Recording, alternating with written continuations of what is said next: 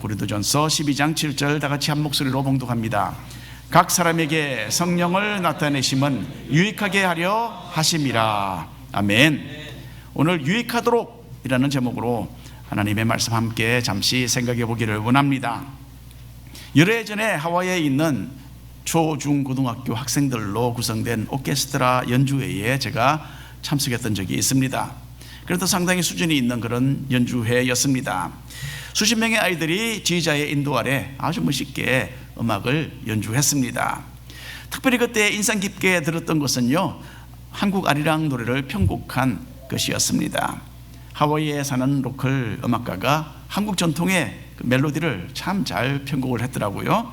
그리고는 장구를 치는 한국 여자분이 함께 합류를 해서 훌륭한 오케스트라 연주가 이어졌습니다. 오케스트라 연주가 독주와 다른 점은요, 여러 가지죠. 물론 일단 오케스트라는 많은 사람들이 동원되고 또 여러 가지 악기들이 사용이 됩니다.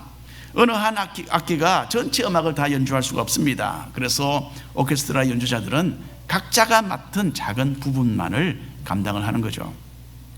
간혹 변화를 위해서 오케스트라에서도 한 사람이 솔로 연주를 할 수도 있습니다.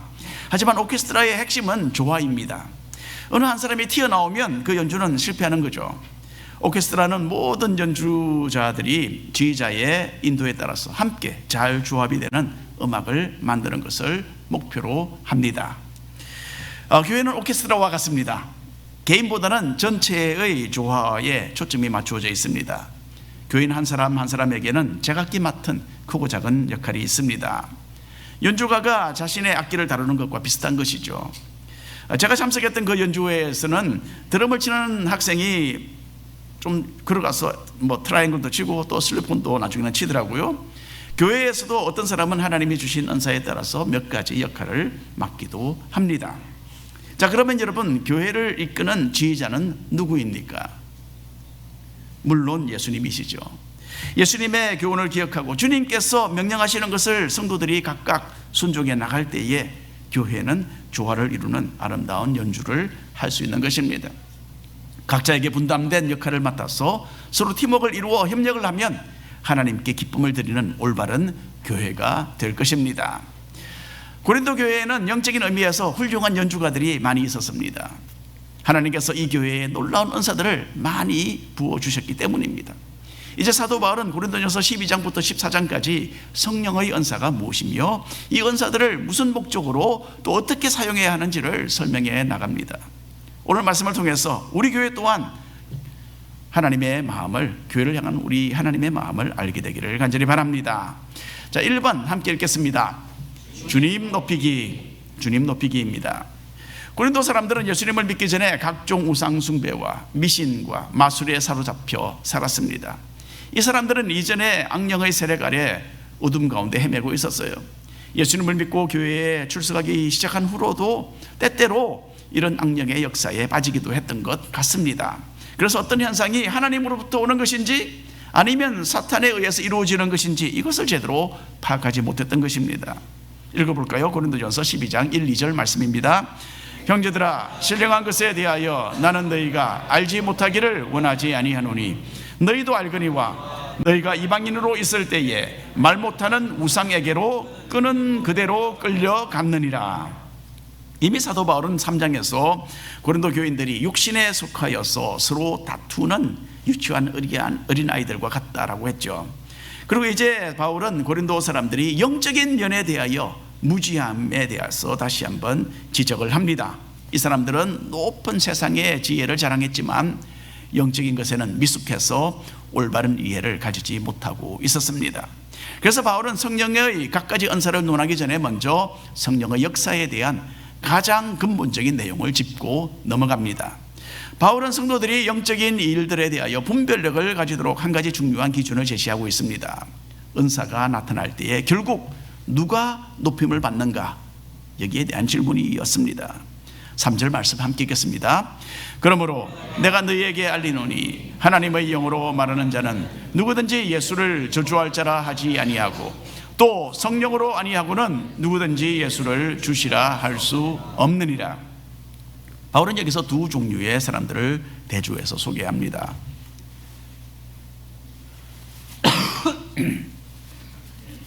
가짜 성령의 이끌림을 받는 사람들과 참 성령으로 인도함을 받는 성도들입니다. 그리고 아무리 어떤 분야에 있어서 탁월하다 해도 예수님을 높이지 않으면 그것은 잘못된 영이다라고 사도 바울이 말을 합니다.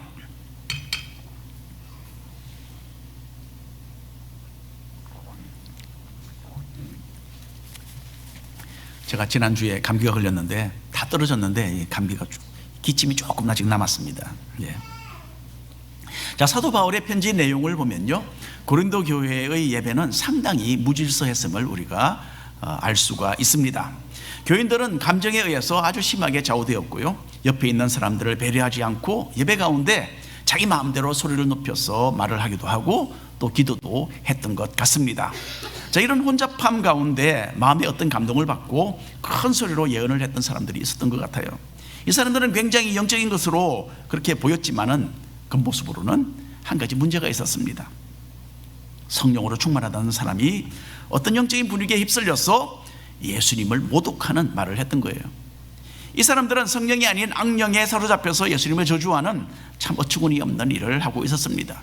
그리고 고린도 교인들은 이것이 성령의 역사인지 아니면 잘못된 것인지를 제대로 분별하지 못하고 있었던 것입니다. 그래서 사도 바울은 성령의 감동을 받아서 말하는 사람은 결코 예수님에 대하여 저주의 말을 하지 않는다라고 밝히고 있습니다. 또 성령의 역사는 진정한 마음으로 예수님을 높이며 주님으로 고백하는 그런 말과 행동으로 나타나기 때문입니다. 그러니까 예언의 내용이 잘못되었다면 그 예언자는 잘못된 영에 의하여 말을 하고 있다라는 뜻이죠. 그래서 어떠한 특별한 감동이 느껴지고 또 영적으로 민감해지는 것이 언제나 하나님의 영으로 인한 것이 아닐 수 있다라는 것을 이 성경 구절이 잘 보여주고 있습니다. 어떤 신비한 능력에 현혹되어서 잘못된 신앙의 길로 걸어간 사람들이 한국 교회에도 많이 있었습니다. 지금부터 한 70년 전에 시작되었던 박태선 장로의 전도관 이단이 바로 그 한 사례입니다. 지금은 천부교로 알려져 있습니다. 박태선 장로는 30살이 되었을 때 금식하며 간절히 기도하는 가운데서 뜨거운 성령의 은혜를 체험했습니다. 그 후에 박 장로는 여러 가지 신비한 경험을 하면서 능력을 받아서 수만 명이 모이는 큰 집회를 인도하기 시작했어요. 많은 사람들이 박태선 장로에게 몰려들어서 안찰기도를 받았습니다. 안찰기도가 뭔지 모르시죠? 안찰기도라는 것은 일반적으로 우리가 알고 있는 안수기도와는 또 다릅니다. 기도받는 사람의 아픈 부분을 막 강하게 누르거나 막 때리면서 기도해서 병을 고친다거나 또는 귀신을 쫓아낸다고 하는 그런 방법을 가리켜서 안찰기도라고 합니다. 물론 이것은 성경적인 방법이 아닙니다. 그럼에도 불구하고 박태선 장로가 불구자를 만나면 병자가 그대로 낫는 거예요. 소경이 눈을 뜨고 벙어리가 말을 했습니다. 박 장로는 정말 어떤 특별한 능력이 있기는 했어요. 그리고 박태선 장로는 어떤 사람을 위해서 기도할 때에 그 사람이 혼자 숨겨놓고 아무에게도 말하지 않은 죄를 아주 상세하게 들추어낼 수도 있었습니다. 그런 능력이 있었어요. 이 사람이 언제 어느 때에 지은 이러이러한 죄를 주님 용서해 달라고 박장로는 그렇게 자세하게 기도를 했다고 합니다. 이렇게 기도하면 기도를 받고 있던 사람의 코에는 이상한 냄새가 나는 거예요. 죄가 타서 없어지는 냄새라고 했습니다. 기도가 끝난 다음에 박태선 장로가 손을 얹었던 곳을 보면 시커멓게 살이 탄 자국이 남아 있었다고 합니다. 그 정도였어요. 그러니 이런 것을 목격한 후에 사람들은 박태선 장로 앞에 무릎을 꿇고 그 사람을 뜻받들기 시작했습니다. 사람들은 박 장로가 틀림없이 성령의 능력과 역사로 일하는 것이라고 믿었습니다. 그리고 기성교회는 구원이 없다라고 선언했던 박태선 장로의 말을 따라서 전도관 모임에 모두가 합류했던 것입니다. 그래서 짧은 기간에 박태선 장로는 거의 200만 명의 추종자를 거느리게 됩니다. 여러분, 이런 경우는 세계 역사에서도 찾아보기 드문 일이었어요. 200만 명.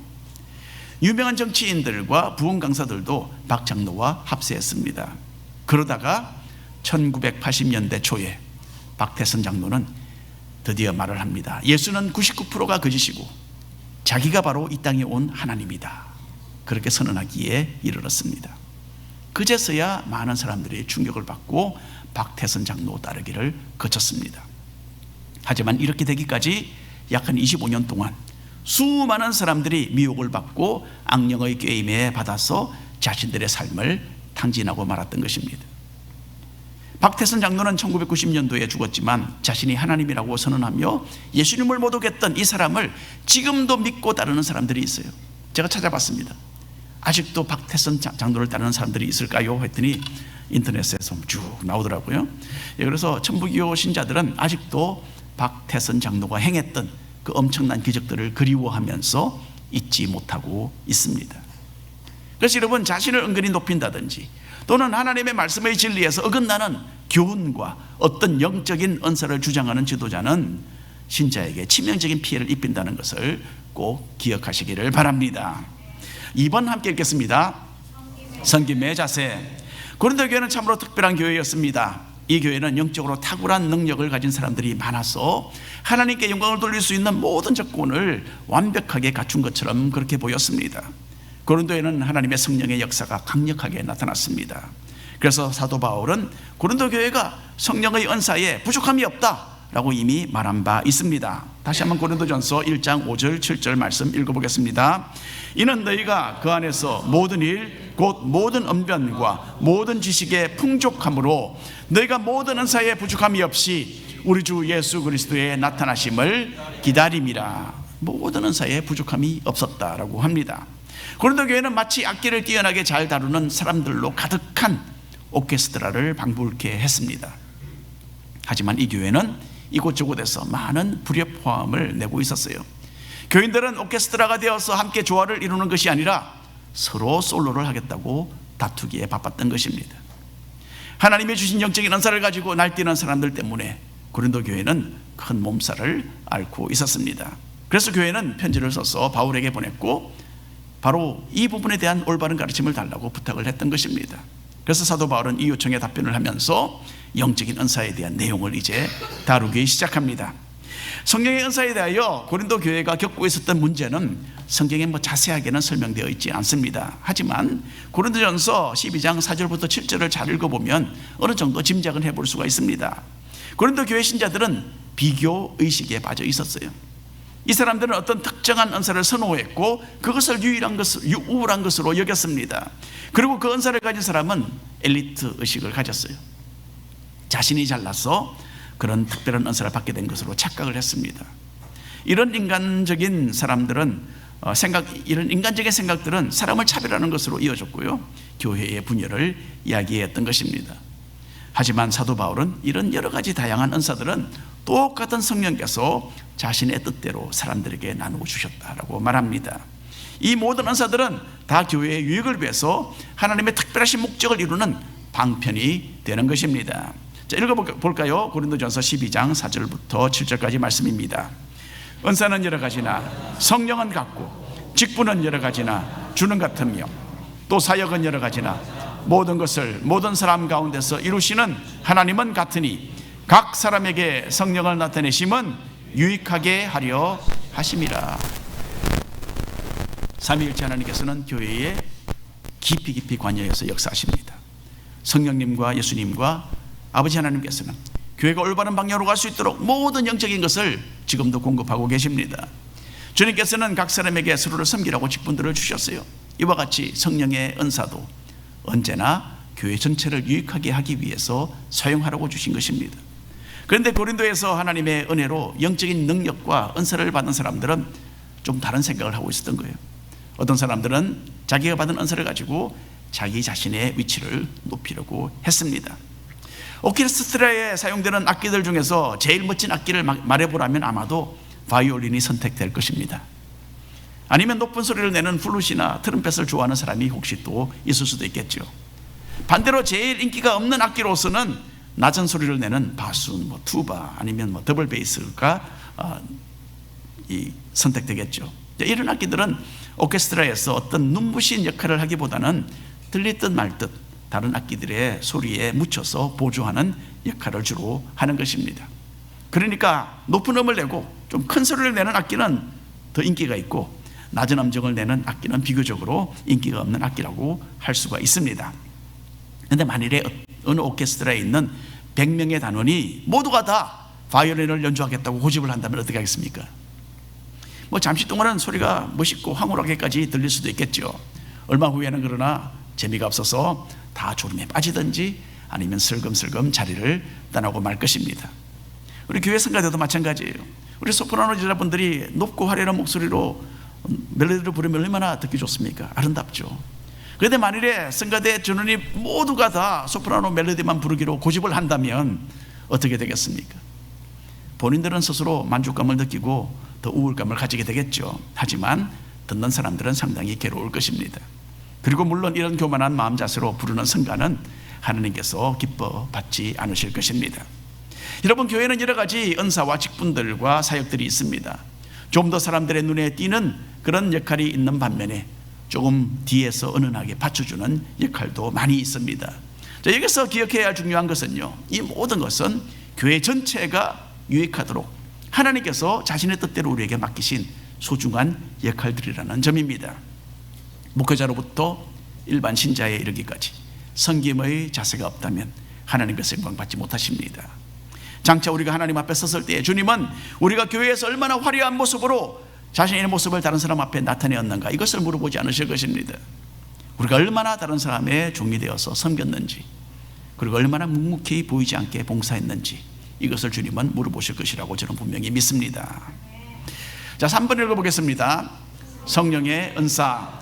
이제 사도 바울은 교회에서 성령의 역사로 나타나는 은사들을 하나씩 나열합니다. 하나님께서 성도들에게 능력을 주셔서 그들을 사용하시는 모습은 여러 가지로 나타납니다. 이런 다양한 영적인 은사들에 대하여 특별히 자세한 설명이 나와 있지 않은 것을 보면 이 모든 은사들은 고린도 교회 사람들에게 흔히 경험되고 있었던 것임을 말해줍니다. 자, 8절부터 10절까지 말씀 우리가 한 목소리를 읽겠습니다. 어떤 사람에게는 성령으로 말미암아 지혜의 말씀을, 어떤 사람에게는 같은 성령을 따라 지식의 말씀을, 다른 사람에게는 같은 성령으로 믿음을, 어떤 사람에게는 한 성령으로 병 고치는 은사,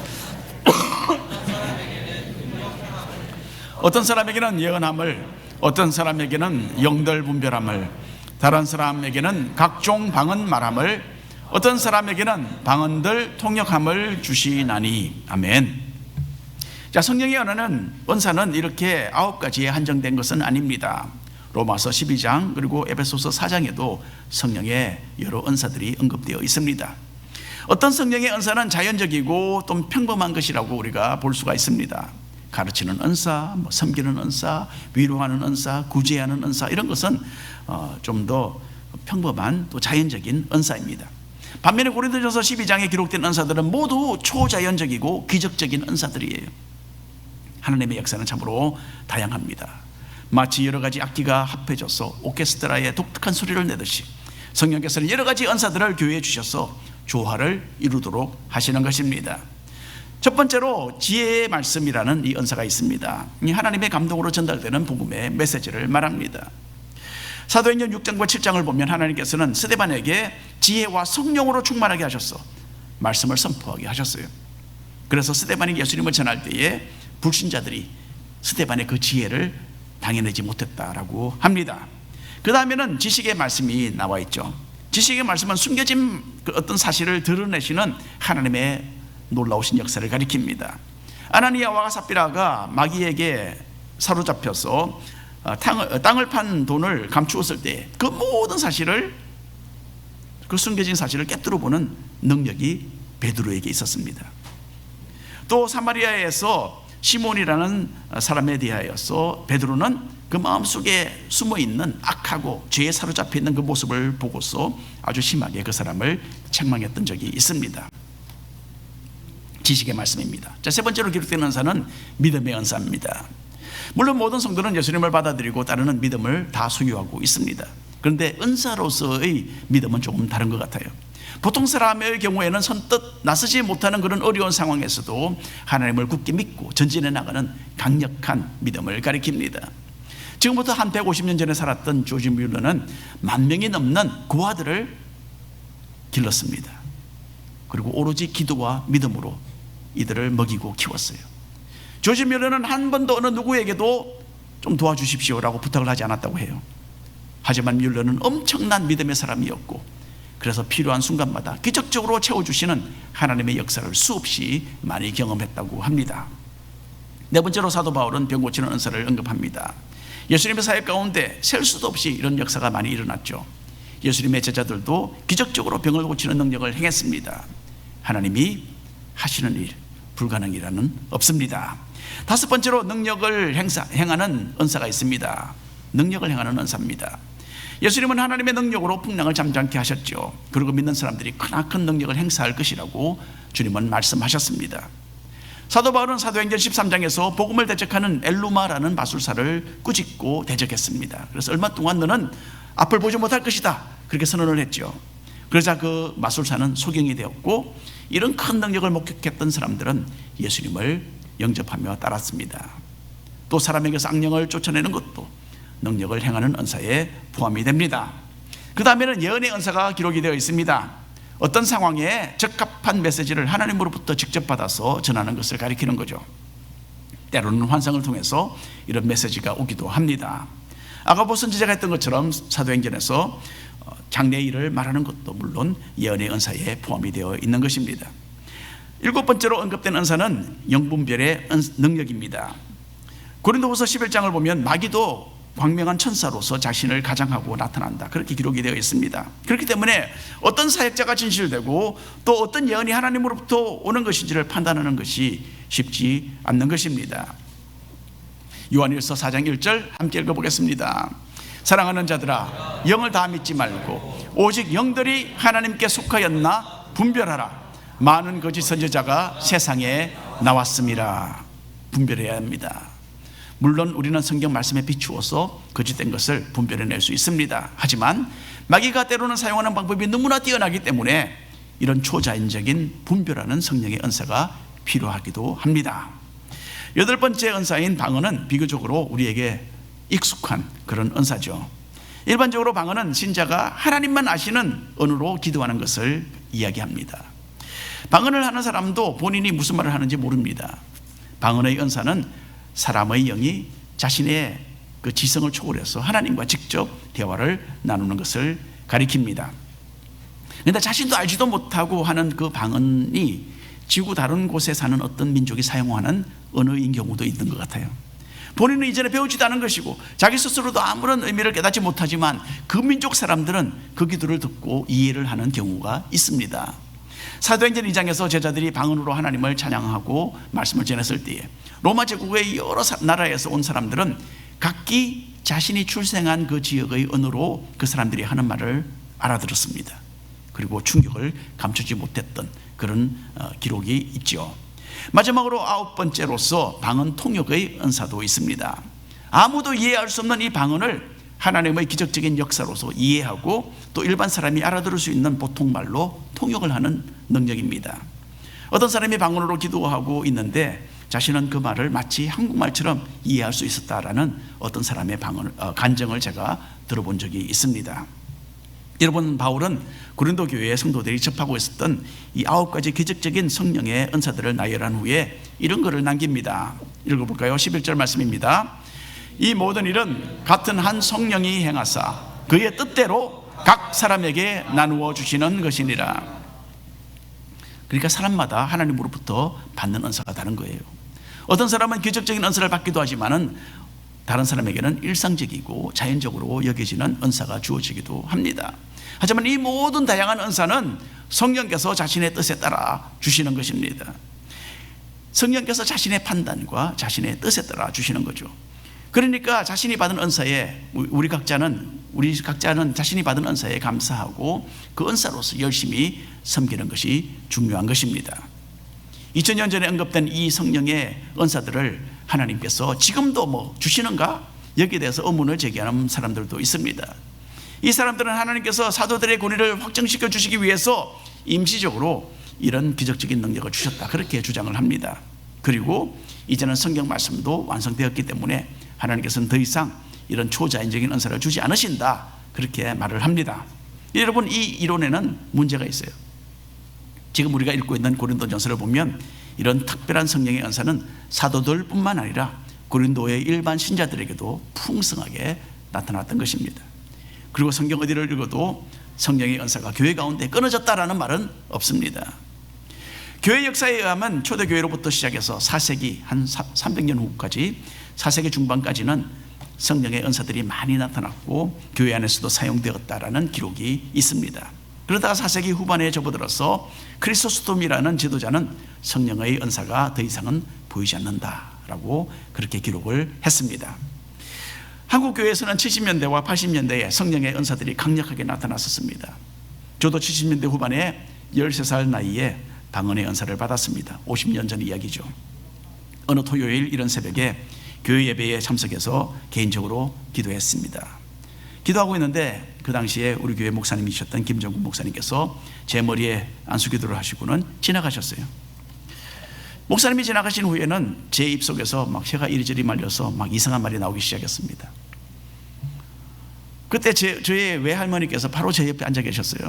할머니는 기도는 하지 않으시고 손자에게 일어나는 일을 물끄러미 쳐다보고 계셨어요. 얘가 지금 뭘 하고 있나? 왜 얘 턱이 이렇게 왔다 갔다 하고 입이 저렇게 움직이지? 왜 저기서 이상한 소리가 들리지? 저희 할머니께서 저를 유심히 관찰하고 계셨다라고 나중에 말씀하시더라고요. 아들에게 이상한 일이 일어났기 때문에 어머니도 많이 걱정을 하셨어요. 며칠 후에 목사님께서는 제가 방언의 은사를 받은 것이다, 그렇게 가족들에게 설명을 해 주셨습니다. 지금은 거의 50년이 지난 후에도 저는 여전히 방언으로 기도합니다. 하지만 이전에 그렇게 교회마다 부어주셨던 성령의 그 은사들이 지금은 많이 보이지 않습니다. 그만큼 교회가 깨어있지 못하고 이 세상의 물결에 휩쓸려서 흘러가고 있다라는 뜻이 아니겠습니까?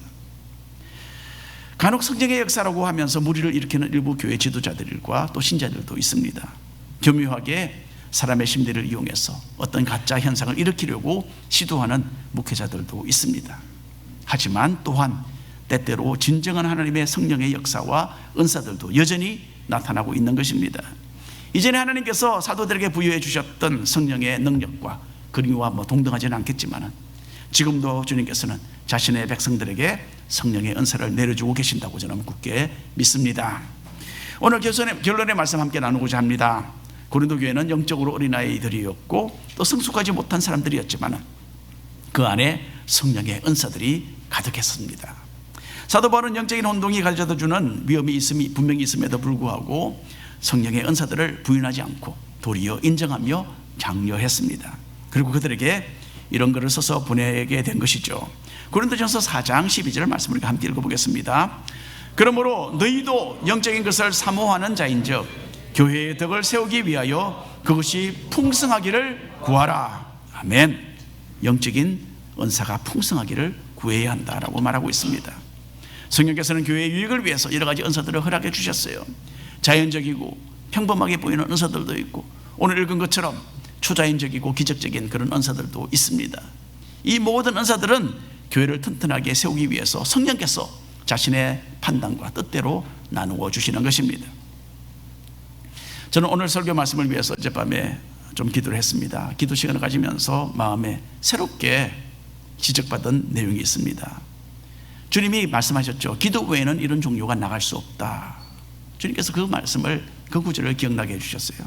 마가복음 9장에 있는 말씀입니다. 예수님의 제자들이 귀신 들린 아이를 고치지 못했을 때에 너희의 믿음과 기도가 부족해서 그렇다, 그렇게 주님께서 말씀해 주셨습니다. 저는 이것이 현대 교회의 상황과 맞아떨어진다라고 분명히 생각합니다.